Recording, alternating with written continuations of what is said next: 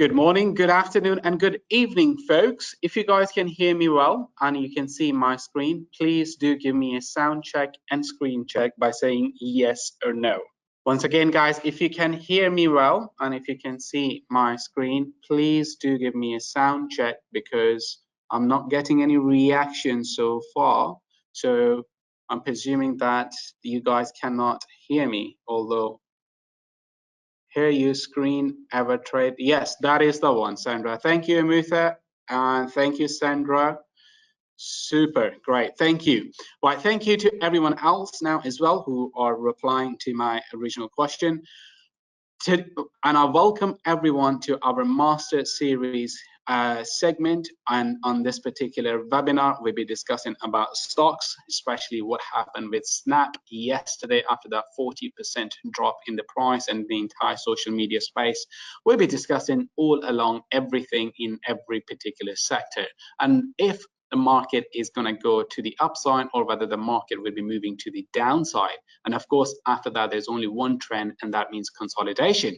If the market is going to continue to consolidate, where are those important support and resistance levels? That would be sort of a conversation that where we'll be taking this particular webinar to.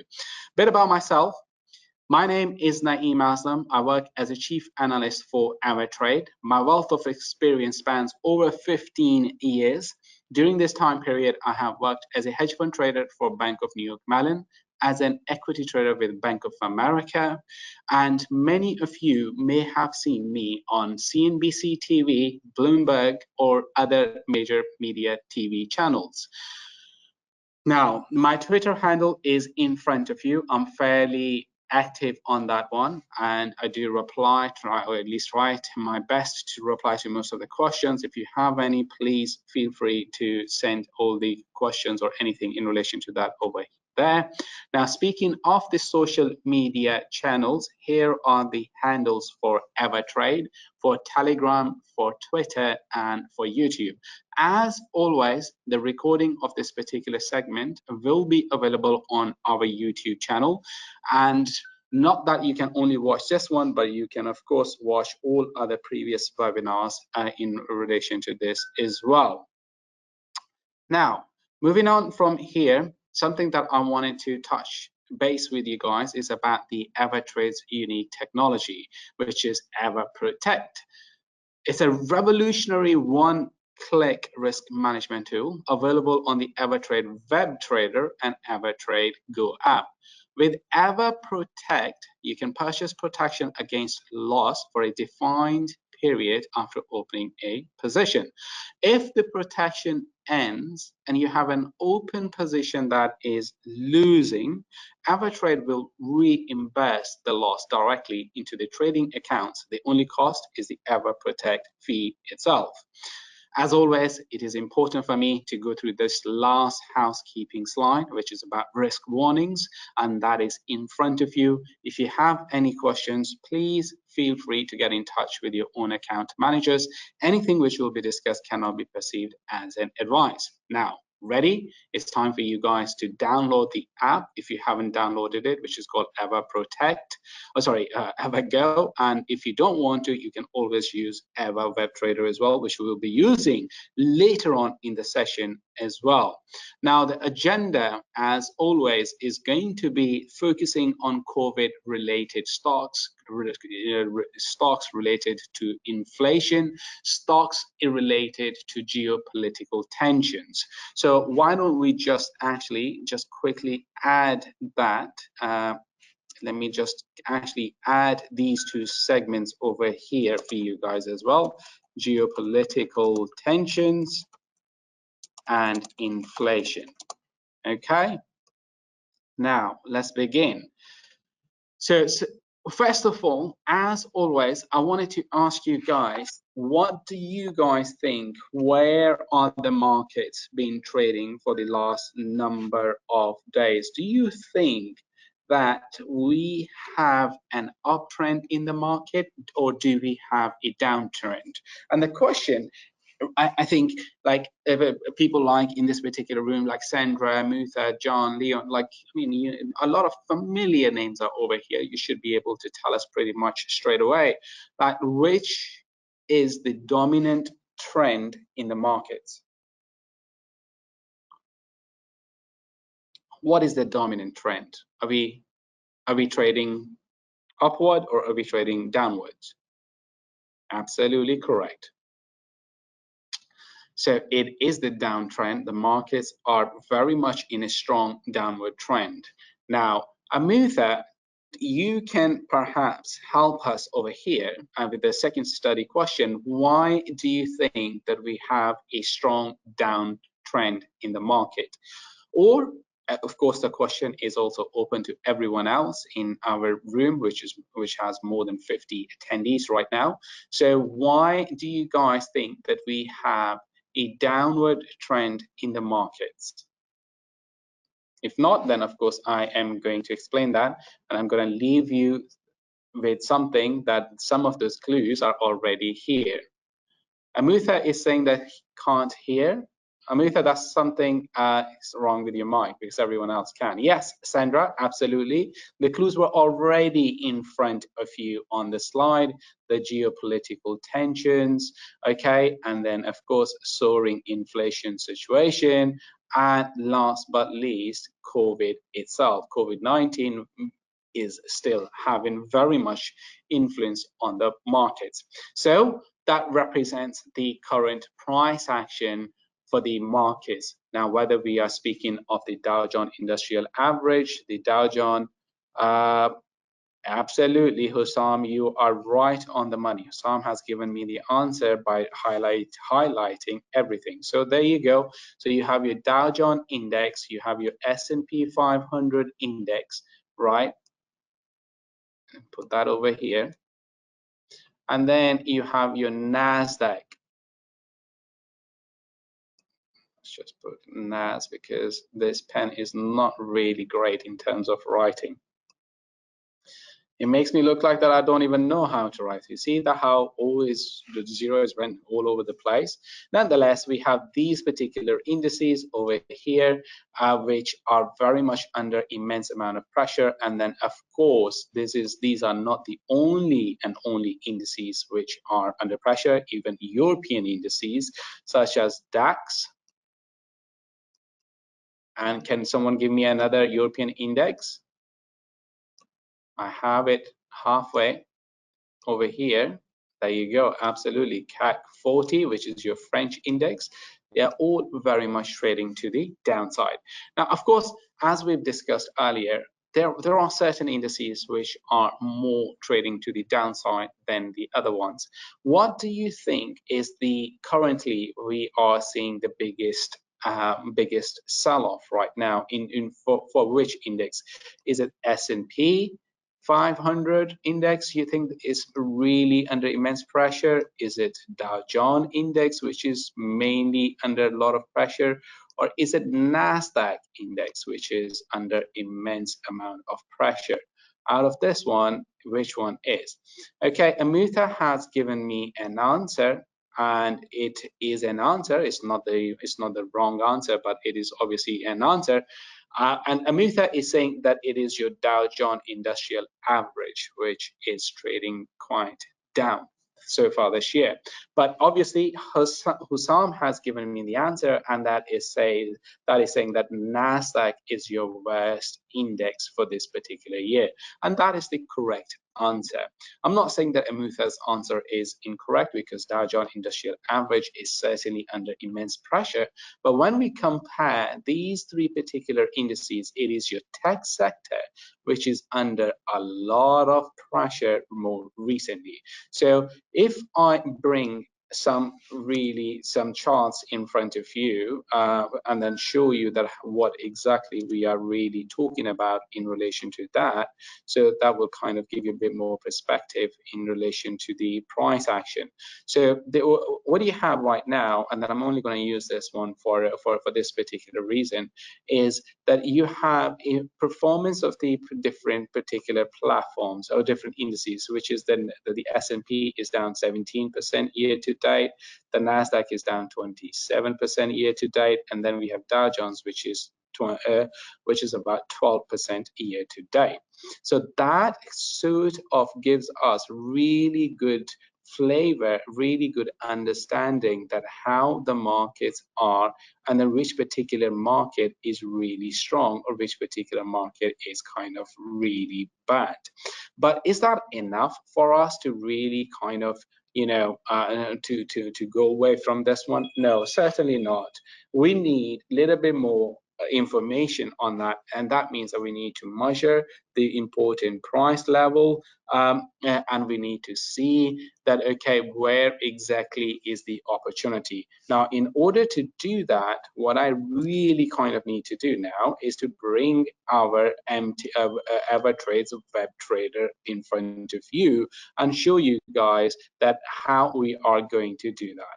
So bear with me while I bring the AvaTrade web trader.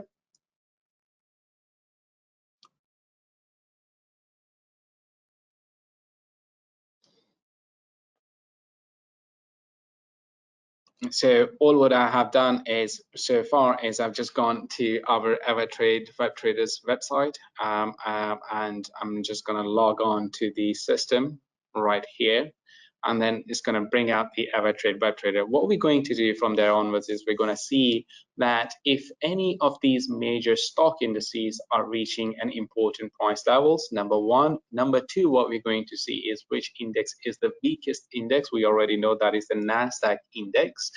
And then thirdly, we're going to see that where is the overall sentiment in the market. By measuring these three particular things, we're going to dive straight into the stock market, and we're going to start looking at the stocks.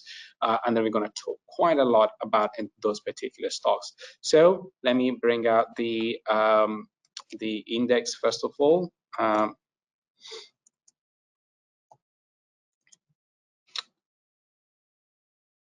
So let's begin the conversation by looking at this particular index, and that is your Nasdaq. Okay, so we will begin the conversation now.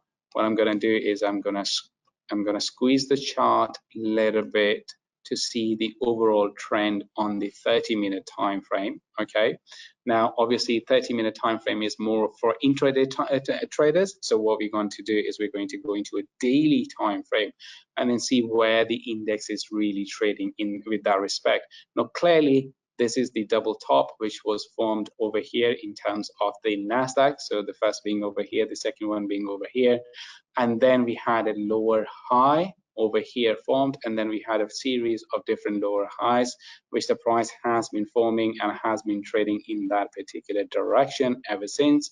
This is your 50-day simple moving average. The price crossed excuse me, below the 50-day simple moving average at this particular point. Sorry, let me just grab some water.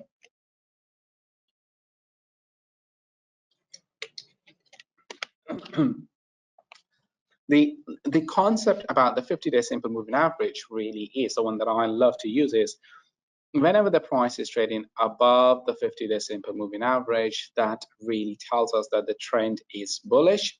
And when it retraces back to 50-day simple moving average like it did, gives you a buying opportunity and then moves back up. And when it begins to break down the 50-day simple moving average like it did, it gives you the sell signal sort of. And again, we had that buy signal over here, the weakness creeping in into here, another sign of a weakness creeping over here, and then we had a serious weakness coming into the market which took the market really down. But look where the market literally came down to. The market came into this particular area of support, right into this area of support, and then this is where we did see that market moving to the upside. This is all the Dow Jones Industrial Average that we are really talking about. Now what we really need to see is that yes, the market is trading well towards its lows, but where the market is trading in relation to its weekly time frame or even bigger time frame, do we have an opportunity? Now previously we have highlighted this area of support as in the previous webinars. This is an area which we are very much looking at very closely, and the market from week after week, week after week continues to move to the downside, which is pretty good.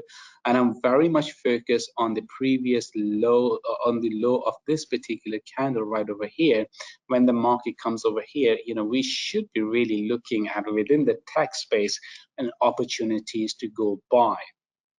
Because look at the RSI. The last time the RSI dipped to level of 30, which represents really that the prices are oversold. Currently it is at 27. Last time that it was over here was right during the COVID crisis. And then look what happened after that. That massive stellar rally really happened. Now, even though the RSI has triggered to that level of 27, which is lower than this one, but the sell-off is, you know, isn't that intense, because over here the price was very sharp move. These are consistent moves in terms of the price action. So we would be very interested to really look for opportunities as the price approaches to this particular level. Now that kind of really brings us that, okay, if the tech stock is about to reach a bottom, if the tech stock is near those particular price levels, should we be start looking at some of the tech stocks right now?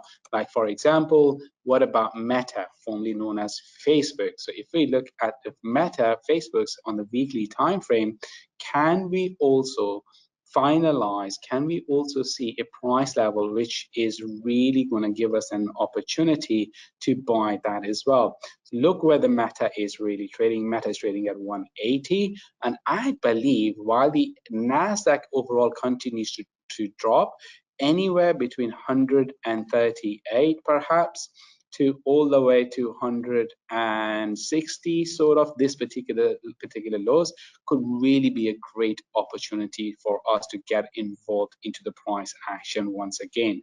So, you know, so far we can see that the prices are way away from the 50-day simple moving average, because look where the 50-day simple moving average is really trading right now. It is trading in around over here. Look where the price is trading. There's a massive difference. This plunge has been very sharp, and after that we did see this area of consolidation. Now we could see another sort of a sell-off which could potentially bring us right over here, and if it does, that would be really great opportunity.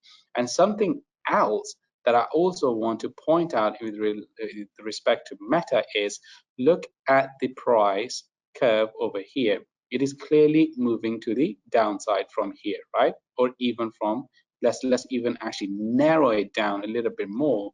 If we look at the price curve in around from here to here, we can say that the prices are still sort of making those lower lows, right? But look at the RSI. This is very interesting. Look where the RSI is trading at. RSI, has an RSI formed a lower low? No, RSI is actually trading to the upside in a way that we are having a series of higher lows. So there's a divergence. The concept of this divergence is when the price is making lower lows and the RSI is not confirming that, that really gives us an initial signal that the sell-off is really pretty much done at the current levels and it is close enough to bounce. Now, we love to see the prices fall into 158, currently trading at 150, 180, but watch the close of this particular candle, because price may just form a double bottom and begin to move to the upside.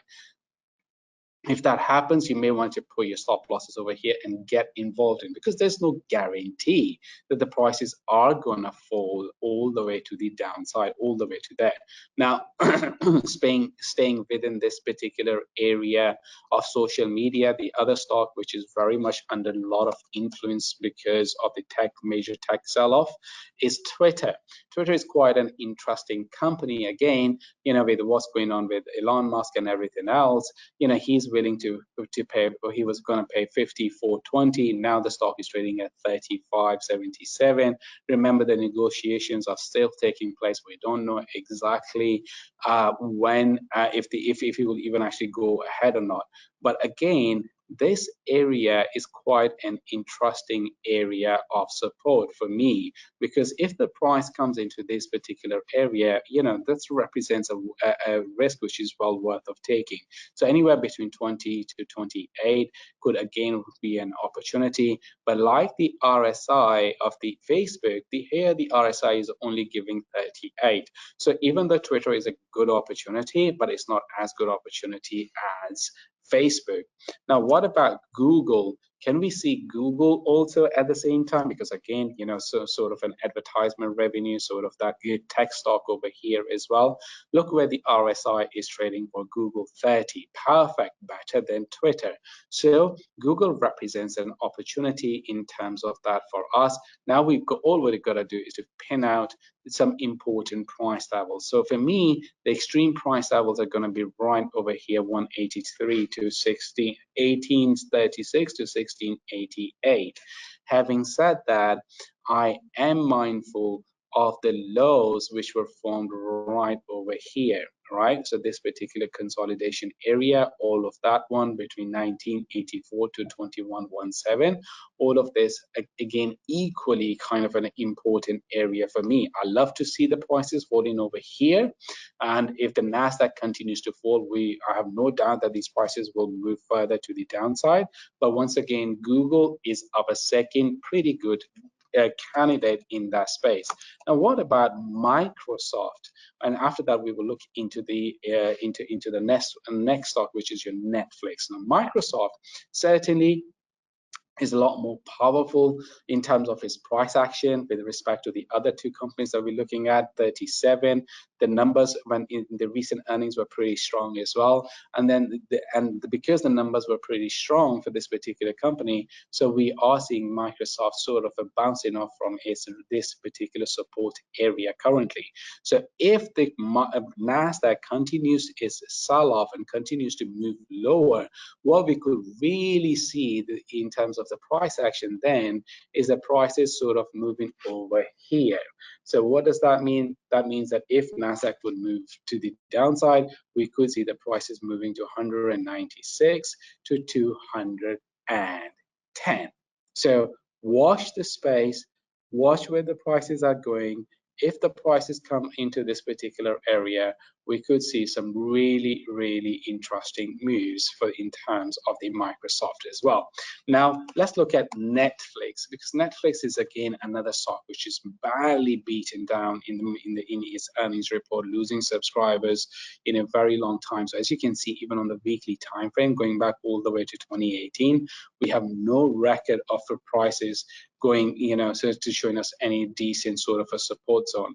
Now, unfortunately, the data is only showing me up to 2018. So we could certainly bring out the MT4 platform over here just to see that a little bit more data over here, and then see exactly if there is an opportunity. So let's change this one and let's find Netflix stock over here. See if we could see that. If you guys can also spot Netflix over here, just give me a shout. Tell me if you see it. I still do not see the stock. Here it is. Right. Okay, so let's go to a weekly time frame on this one. So you see how the stock is massively oversold in terms of RSI.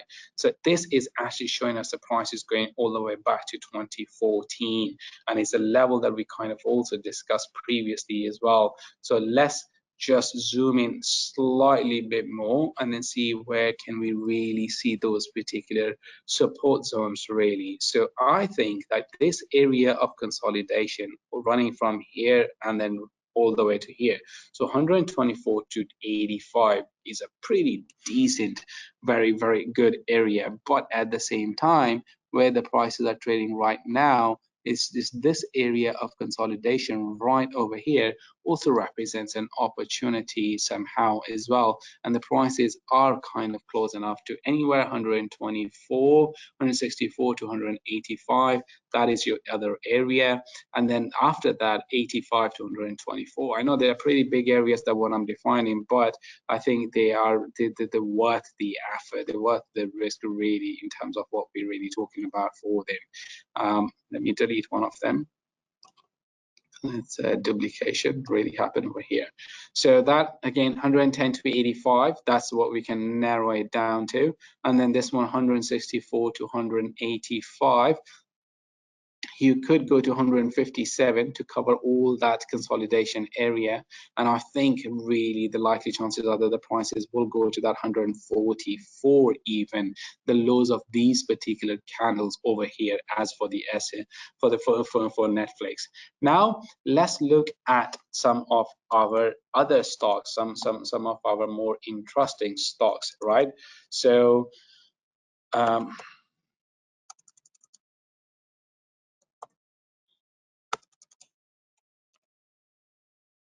all right, okay. So Bank of America is something that we have a Barclays over here. Now, obviously, you know, European Central Bank in terms of an inflation, to bring inflation down, European Central Bank, this is the only sector we would be really be able to do that. So let me give you some background, some color to that. Because the European Central Bank is about to increase interest rate in Q3 of this year, we should see a decent rise in terms of the banking stocks, because we have seen that particular trend, right? We've seen that particular trend for many of them. Sorry, let me just see some of the questions which are also coming up. What studies are you using and what is the settings? Hussam, that was a 50-day simple moving average, and then this is your RSI. Okay, no other particular really major questions. All right, so you know, in terms of the banking stocks, like I was saying to you guys earlier, so if I sort of bring out the performance of the banking stocks for the US sector, so you will see that, you know, year to date, actually gains are not that great for the US stocks as well, because for example, JP Morgan is down by 20%, Goldman Sachs is down by 17%, Bank of America is down by 19%, Morgan Stanley by 16%, Barclays down by 13%, and Deutsche Bank is down by 12%. HSBC on the other side is up 18%. The really only sort of banking stock which is, and of course the Standard Chartered, which is up by 37%. So the theme really is that we could potentially see decent moves in the banking sector as the European Central Bank will increase its interest rate.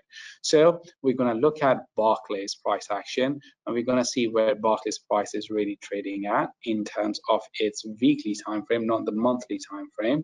And then we're going to see that if we have an opportunity. So you can see that traders have actually already started to bid higher in terms of this Barclays stock, because they know that, you know, the European Central Bank, their environment is changing, negative interest rates are not there, so that should have a positive influence. So we have already started to see that momentum really coming in terms of that particular company.